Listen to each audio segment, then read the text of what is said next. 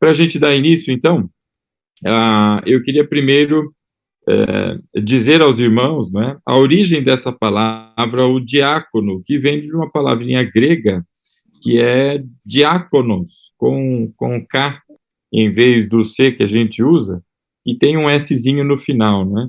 E essa palavra diáconos, ela tem um significado que é bastante simples, muito direto, objetivo, e que inclusive nos poupa de muita explicação, porque no português algumas traduções, quando se traz para o português, o grego parece perder um pouco de sentido, precisa de um contexto, mas essa é bem fácil, direta e objetiva. Diácono, o significado de diáconos em grego é servo, e ponto. Portanto, é muito simples de compreender, não é? A função da diaconia, não é? Na igreja, o que o diácono, dentro do reino, não é? E não só na igreja local, mas no reino, qual é o seu papel. Diácono, então, significa servo. E no contexto da aplicação original dessa palavra, não é? Se a gente pensar no Novo Testamento, principalmente, não só no Novo, mas principalmente no Novo, porque a palavra vem do grego e o Novo Testamento é que foi escrito em grego, né? O Antigo, na sua maior parte, em aramaico. Então, no grego, né, no período em que abrange aí, então, essa língua e esse idioma que foi escrito aí o Novo Testamento, a palavra diácono, que significa servo, ela apontava para uma especial situação de serviço, que era aquele que servia à mesa. Então, se você fosse uma pessoa que vivesse ali, por exemplo, em Roma, nos dias de Jesus, não é? E você tivesse alguma condição financeira diferente, não é?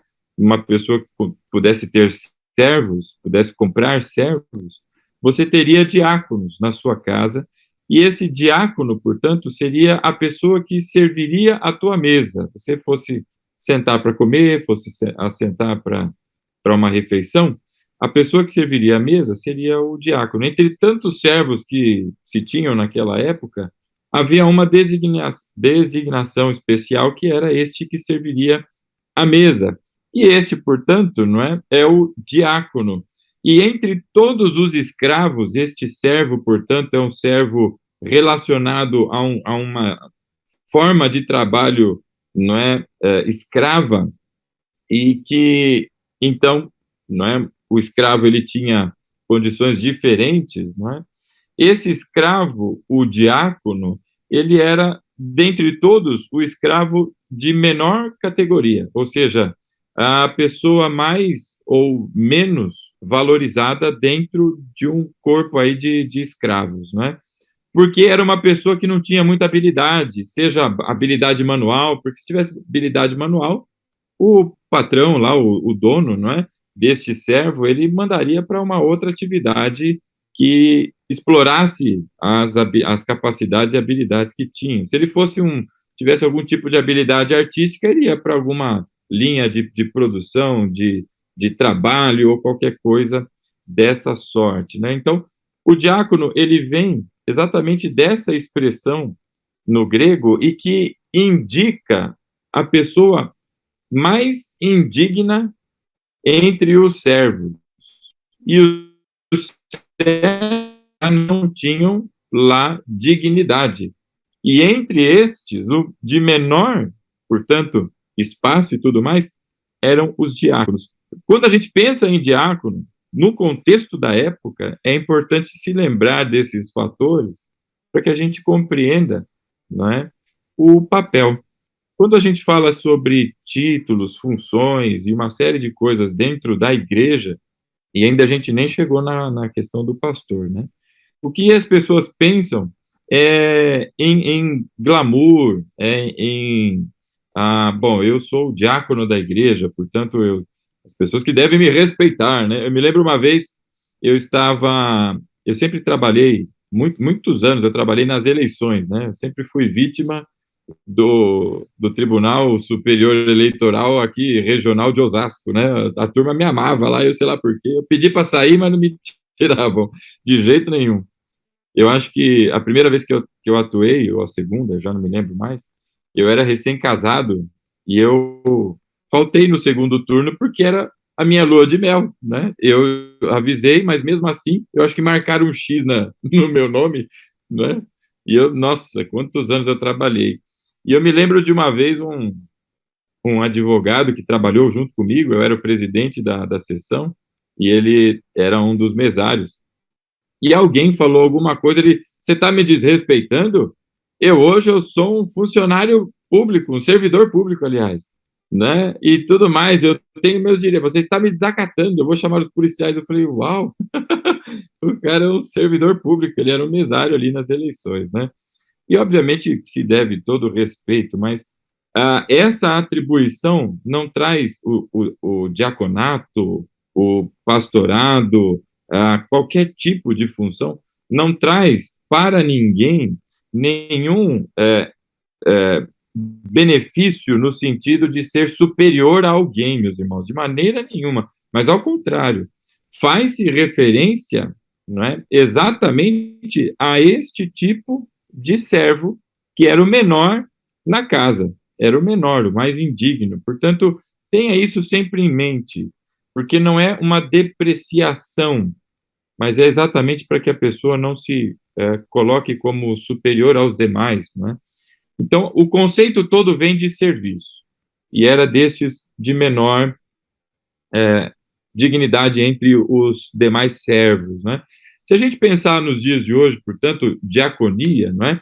Que vem de diácono, portanto, é o serviço diaconal, são palavras bem bonitinhas aí que a gente usa no dia a dia, né?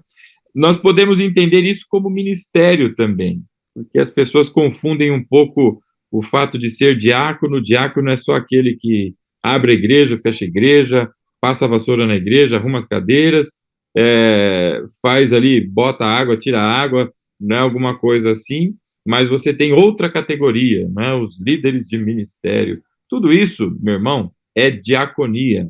Tudo isso é diaconia. Não há separação. Nós é que damos nomes, às vezes, diferentes, mas tudo isso é diaconia, não é? Então, hoje, se faz muito o uso da palavra ministro para questões de ministério, não é?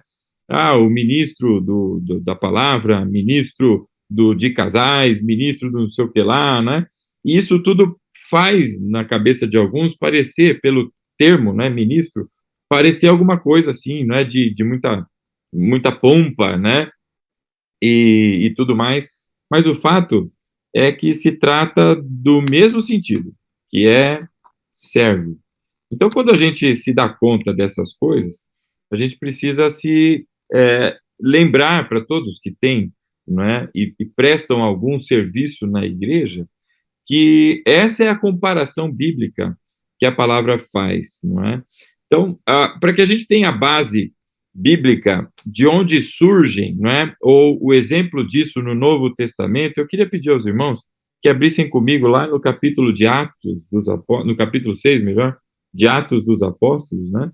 Nós vamos encontrar ali, em Atos dos Apóstolos, né, uma situação em que a gente vai entender, né, o propósito da diaconia, já no exemplo bíblico, né? No capítulo 6 aí do livro de Atos, nós vamos ver aí os versos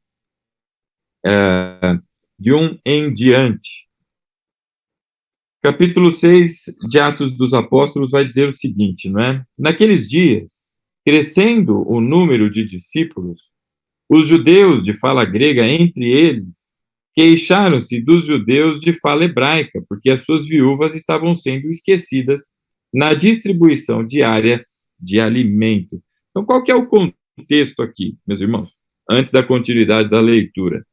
Capítulo 6 do livro de Atos, nós vamos perceber o seguinte: Jesus ele foi crucificado, não é? Depois de todo o seu ministério, todos os 3 anos aproximados aí de atuação, de explicação da palavra, não é? De demonstração de que ele era o Messias, o Filho de Deus, não é? Morre na cruz, ressuscita ao terceiro dia, ele dá a palavra aos seus discípulos, aos 11 diretos que estavam com ele durante toda a sua caminhada, não é? Para que eles aguardem, para que se chegasse o dia do Pentecostes. Houve o dia do Pentecostes, aí nós já estamos no capítulo 2 aproximadamente ali do livro de Atos.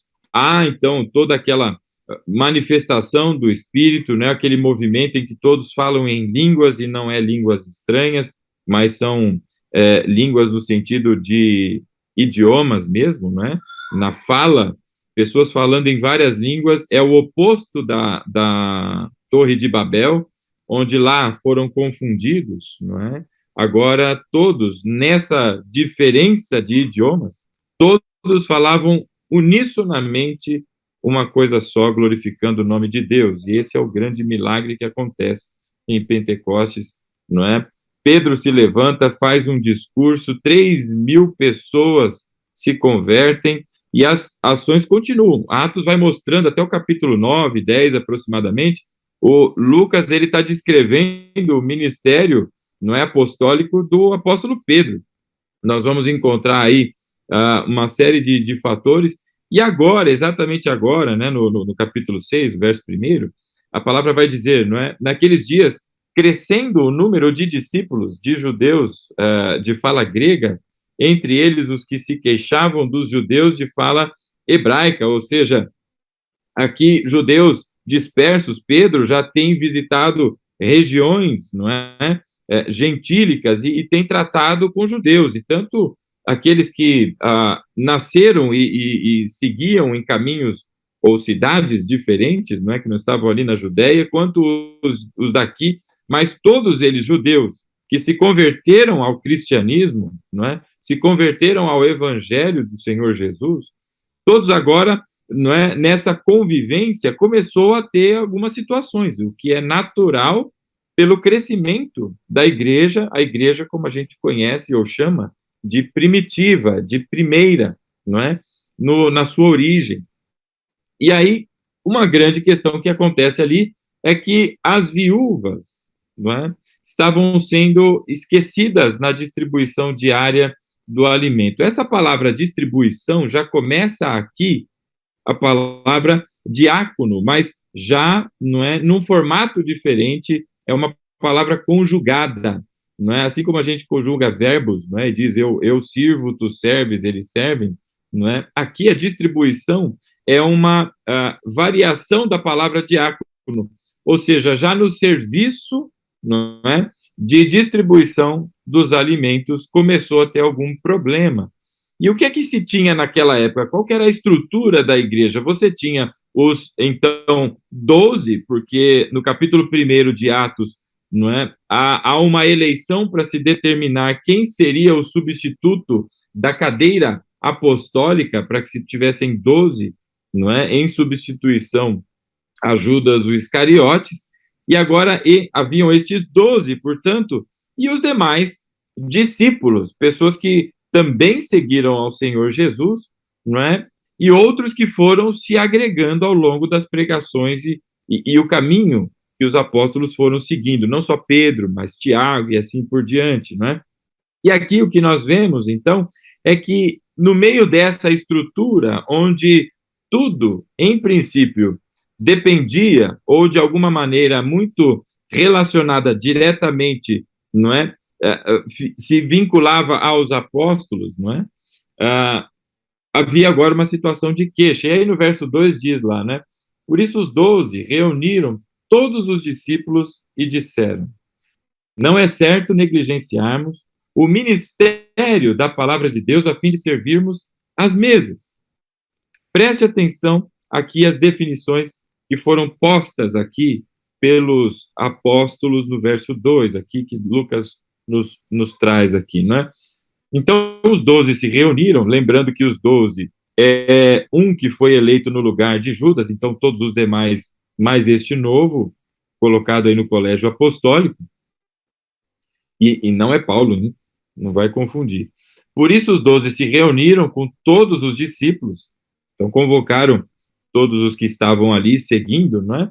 E disseram: não é certo que nós, os apóstolos, negligenciemos o ministério da palavra, ou seja, da pregação, do ensino da palavra de Deus. E este ministério, a palavra ministério aqui, meus irmãos, aí já vão envolver outras palavras, mas que têm o mesmo sentido de serviço, mas que não é a palavra diácono especificamente, é outra, nós vamos ver ao final. Mas aqui, o que traduzido para ministério vem no mesmo propósito de serviço. Mas aqui é outro, e é um serviço muito mais voltado a essa questão de escravo, e de um escravo que não questiona, nós vamos entender isso melhor. Mas este ministério da palavra é um ministério que foi atribuído aos 12. Portanto, quem tinha autoridade na pregação do evangelho, quem tinha autoridade na exposição profética da palavra, e quando eu falo profética, meu irmão, não é no sentido pentecostal de hoje, e não é em nenhum sentido de visão tão somente que as pessoas olham e a revelação do futuro da pessoa, mas é revelação no sentido da palavra, da construção daquilo que nós chamamos de cânon, da construção do contexto do Novo Testamento. Por quê? Assim como houveram os profetas do Antigo Testamento e que foram ali proferindo a palavra de Deus e constituíram aquilo que nós chamamos de Antigo Testamento, o Novo estava em formação, a partir de Jesus, com os apóstolos na sequência e também com os profetas que acompanhavam ali os apóstolos, não é? E nós vamos ver isso, Paulo descreve nas suas epístolas, não é? Estes 5 ministérios, o apostolado, não é? O ministério profético, o pastoral, ali o de mestre e assim por diante, o evangelista, né? Os 5 principais ali ministérios, não é? E que nós vamos entender em algum momento aí algumas coisas sobre isso também. Então ele diz: aos apóstolos não é dado negligenciar o ministério da palavra. O que isso quer dizer? O apóstolo, não é, encarregado da pregação da palavra, ele tem um serviço, e um serviço árduo e grande, e que não pode ser interrompido para atividades como essa, e que são muito importantes, inclusive, não são menores ou diferentes, mas aos apóstolos foi direcionado a pregação da palavra. Em Efésios, no capítulo 2, o final do capítulo 2, o início do capítulo 3, o apóstolo Paulo trata sobre isso, dizendo que há um fundamento que já foi posto, e foi posto pelos apóstolos e profetas. Este fundamento é a pregação do evangelho, e não há outra, senão aquilo que foi, não é, esta pregação. E diante disso, Paulo, inclusive, determinou, não é, a hierarquia entre o que é válido.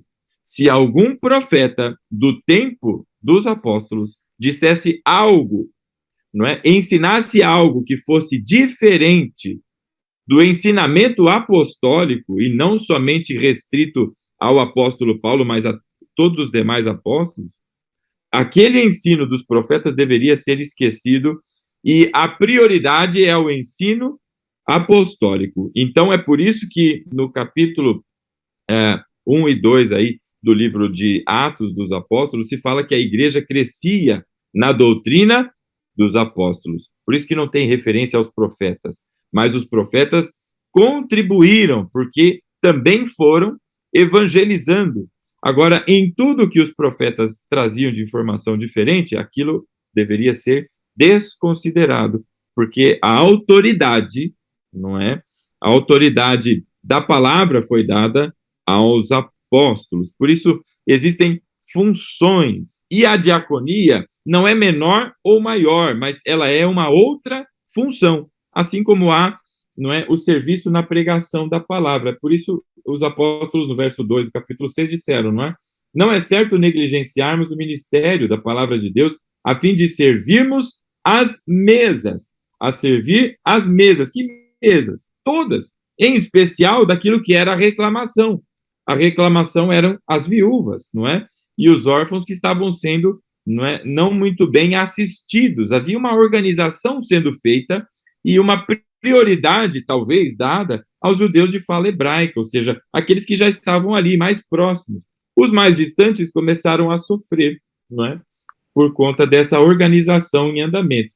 E aí no verso 3, irmãos, escolham entre vocês 7 homens, e aí vem as características do diácono. E esse diácono, eu vou lembrar você o que nós falamos até aqui, não é? Não é para o ministério do diaconato, como nós conhecemos hoje, como sendo só o que abre a igreja, fecha a igreja, o apaga a luz, acende a luz, o bota água, tira a água, mas é em todo o serviço para a igreja, seja líder de ministério de música e adoração, seja líder de intercessão, seja líder de casais, líder da escola, presidente da escola bíblica dominical, toda a liderança, portanto, é diaconia. E para todos esses aí vem a descrição que os apóstolos dão ali, não é? 7 homens de bom testemunho, portanto, o bom testemunho, não é? É aquele que guarda a palavra e vive, não é? Segundo a palavra, cheios do Espírito Santo e de sabedoria.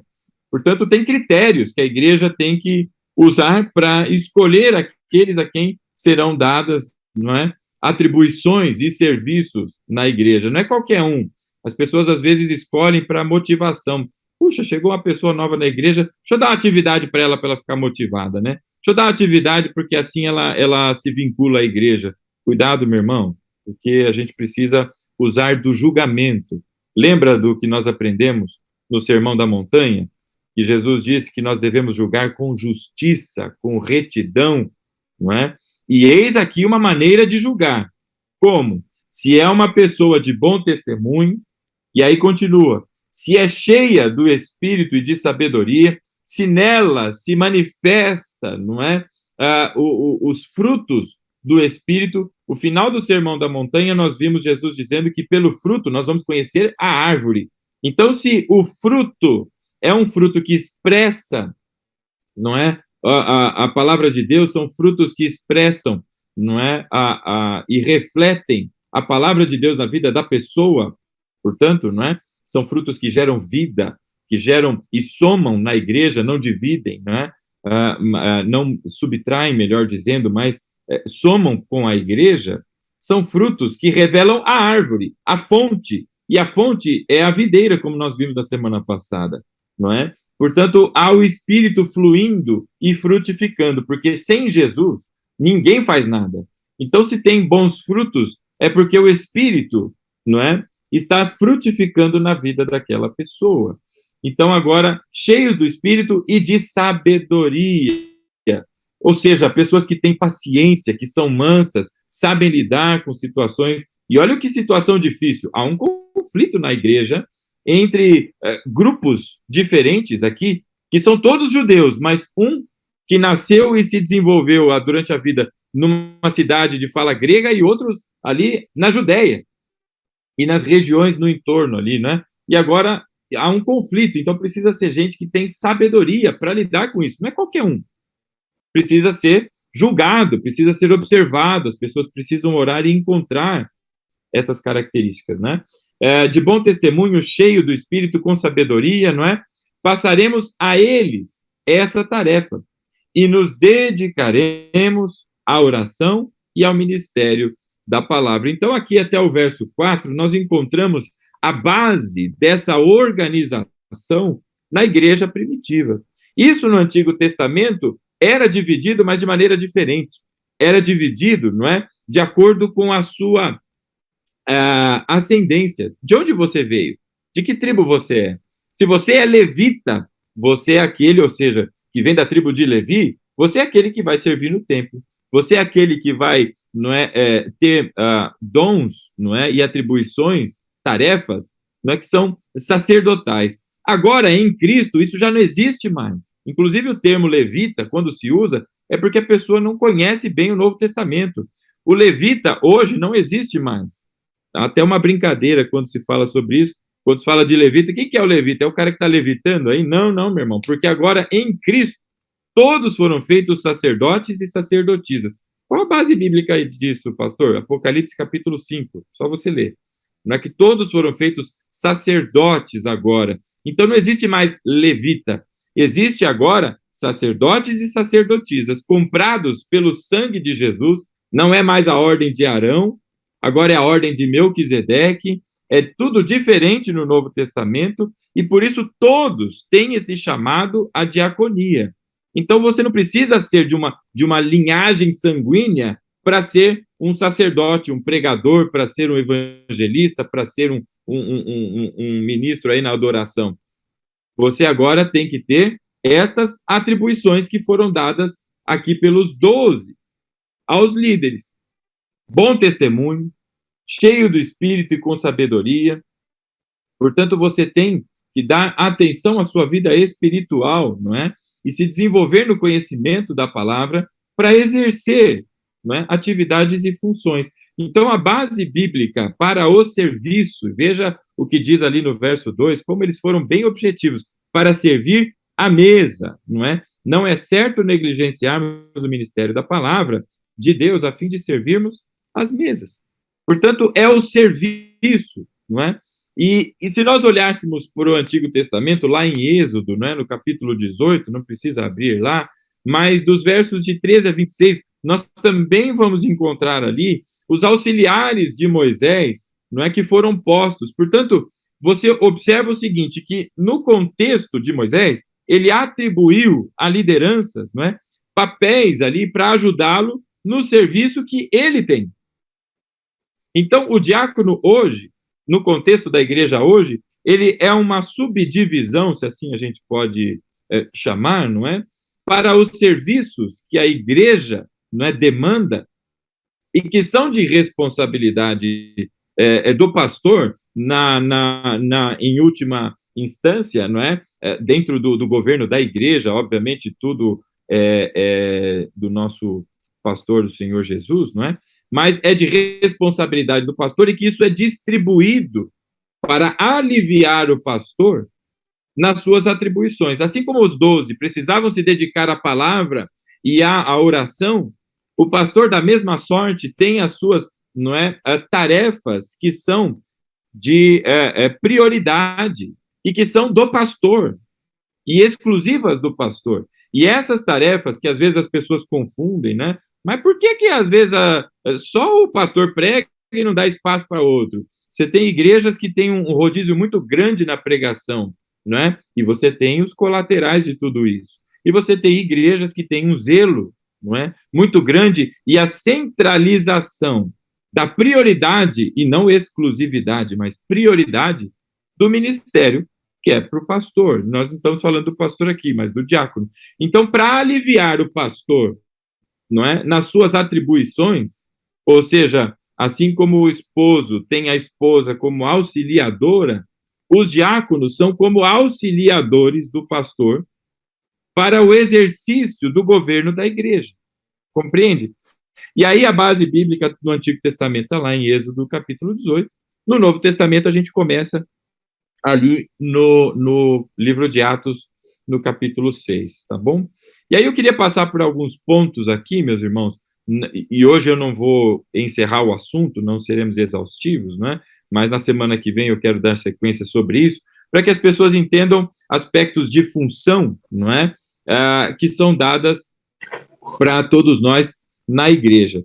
Nós todos aqui, não é? Na sua maioria, com exceção aqui de alguns, não é? Mas na sua maioria somos batistas, não é?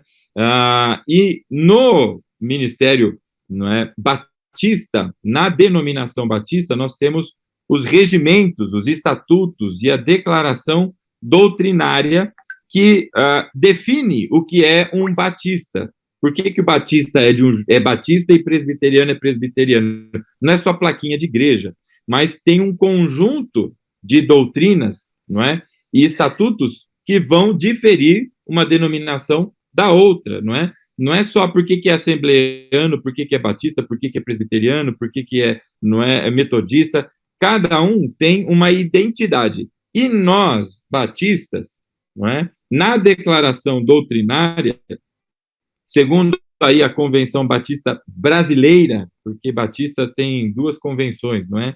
Existe a Convenção Batista Nacional, a CBN, e a Convenção Batista Brasileira. Nós, a Igreja Batista da Família em Osasco e em Sorocaba, nós não somos conveniados a nenhuma das duas convenções. Motivos disso, depois eu compartilho com os irmãos aqui, né? Mas o que a Igreja Batista da Família, seja em Osasco ou seja em Sorocaba, ela segue o regimento, ela é fundamentada segundo o estatuto da CBB, a Convenção Batista Brasileira, não é? E não a CBN. Então, cuidado, se você ouvir alguma coisa de convenção e você achar que está em choque, primeiro confira de qual convenção você está vendo, não é? A nossa é, ou pelo menos a que nós nos identificamos aqui e nos espelhamos, não é? E de onde vêm os estatutos e todo o regimento, é a brasileira. Isso é título de curiosidade apenas. Mas lá, na declaração doutrinária, nós, no artigo 7º, não é? E aí eu tenho um livreto que chama Rumos e Prumos, não é? E que tem, inclusive, a declaração doutrinária, e que é disponível para qualquer um que queira conhecer um pouco mais aí da denominação batista, né? Isso é público e gratuito. Lá no artigo 7, não é? No terceiro dos itens que tem lá, ele diz o seguinte, que há nas igrejas, abre aspas, e aqui eu vou fazer uma leitura, tá? Há nas igrejas, segundo as escrituras, duas espécies de oficiais, pastores e diáconos, fecha aspas, não é? E isso eu quero nos próximos dias também aqui fazer alguma referência a isso. Então, a atividade de diaconia, ela não se restringe aos diáconos nomeados, não é, instituídos, porque é serviço de uma maneira geral. E aí, para que a gente tenha alguns exemplos, né, eu queria que você abrisse aí comigo em Marcos, no capítulo 1º, no verso 13. Evangelho segundo Marcos, no capítulo 1º. Uma pergunta.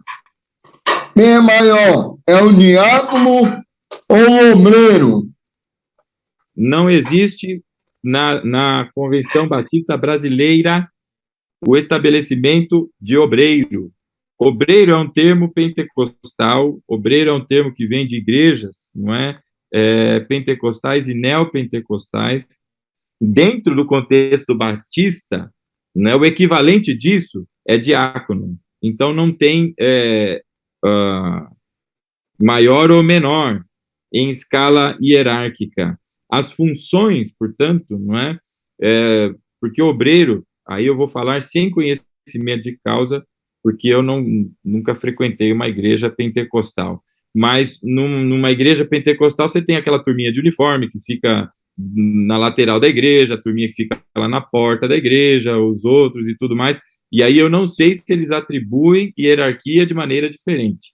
Aí eu não sei. Eu estou agora me restringindo, não é, ao contexto batista. E dentro da Convenção Batista, segundo seu próprio estatuto e declaração doutrinária, não é, não existe essa disparidade. Se observa o papel do pastor, sendo essa a autoridade na igreja, o pastor titular, no caso da Igreja Batista da Família em Osasco, o pastor Aguiar, e os demais pastores, em havendo, que é o meu caso, e o caso também do pastor João, e quando tínhamos também